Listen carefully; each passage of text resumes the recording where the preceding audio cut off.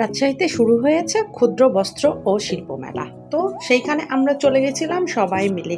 আর কিভাবে আসলাম, টিকিট কয় টাকা এবং কি কি করলাম সব কিছুই থাকছে এই ব্লগে। তো সব সম্পূর্ণটাই দেখবে, দেখে সুন্দর একটি করবে রাজশাহী সেই রাজকীয় ভাইরাল মেলাতে।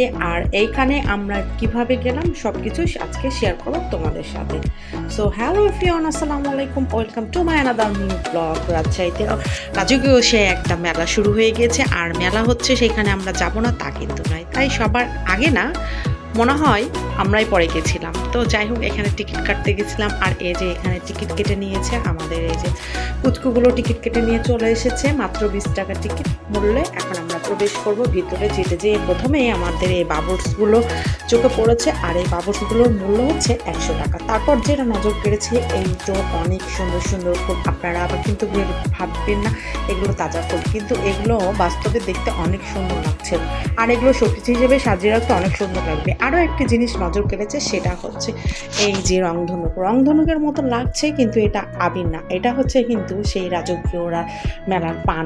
আসলে এই পানটা কিন্তু রাজকীয় মতনই লাগছিল। তারপর আরও যেটা পেয়ে যাবেন, এতে চা এবং কফি খাওয়ার জন্য অনেক সুন্দর সুন্দর কাপ, ঘর সাজানো অনেক সুন্দর সুন্দর জিনিস থেকে শুরু করে ঘরের পর্দা থেকে শুরু করে 20 টাকার মূল্যের অনেক রকমের জিনিস আপনারা পেয়ে যাচ্ছেন। এবং আরও সুন্দর সুন্দর পেয়ে যাচ্ছেন কুসুম বালিশ, যেগুলো কিন্তু অনেক নজর কাটবে, আপনাদের ঘরের সৌন্দর্য আরও বাড়িয়ে তুলবে। আর এইখানে মূল্য মাত্র 20 টাকা। আর বাচ্চাদের খেলার বলতে আপনারা এখানে পেয়ে যাচ্ছেন দোলনা, 2 রকমের দোলনা পাচ্ছেন। তারপর এখানে থাকবে হচ্ছে নৌকা, যেটা মিউজিকের তালে তালে আপনাকে নাচতে হবে এবং দোল দেবে। আর এইখানে হচ্ছে সাপের মতো সেই ট্রেনটা। তো বাচ্চারা অনেক এনজয় করছিল, আমার বাচ্চা তো অনেক এনজয় করেছে এখানে। আর এই যে এই মেলাটিতে আপনারা কীভাবে যাবেন, যাদের রাজশাহী শহরের মধ্যে বাসা তারা 30 থেকে 40 টাকা রিক্সা ভাড়ার মধ্যে আপনারা মুক্তমঞ্চের কাছে যাবেন। মুক্তমঞ্চের কাছে গেলে দেখতে পাবেন অনেক বড় মেলার ডেকোরেশন। আর এইখানে টিকিট মূল্য মাত্র 20 টাকা। আর বাচ্চাদেরা এখানে অনেক এনজয় করতে পারে। তবে বিশেষ করে এইখানে রাতের বেলা কিন্তু দেখতে অনেক সুন্দর লাগছিল। আর সবথেকে মজার বিষয় হচ্ছে যে এটা আমার বাচ্চা কিন্তু অনেক মজা করছিল এইখানে। আমি যতক্ষণ মেলার মধ্যে ছিলাম আমার বাচ্চাটাকে আমি এই যে মিকি মাউসের মধ্যে রেখে দিয়েছিলাম।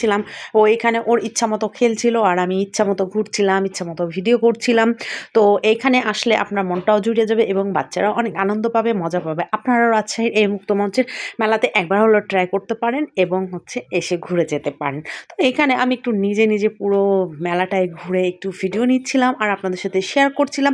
আর এইখানে যখন আমি ভিডিও করছিলাম, এখানে আমার ভাইয়ের মেয়ে এবং হচ্ছে আমার বোনের ছেলে, ওরা কিন্তু আমার দোলনাতে বসেছিল। আর এই দোলনাতে বসেছিল বিধায় আমি একটু ভিডিও করে নিয়েছিলাম। আর এই যে রাত্রেবেলায় আমরা যখন বের হয়ে যাচ্ছিলাম, আমরা মূলত গেছিলাম মেলাটিতে দুপুর 4টা, 4:30টার দিকে, বিকালের দিকে। আর আমাদের বের হতে হতে কিন্তু সন্ধ্যা মাগরিব হয়ে গেছে। তবে রাজশাহীর এই মেলাটি আপনাদের কাছে কেমন লেগেছে, কে কে গেছেন, অবশ্যই একটু লাইক কমেন্ট দিবেন, আর অবশ্যই সম্ভব হলে শেয়ার করে দিবেন। সবাই ভালো থাকবেন, আল্লাহ হাফেজ।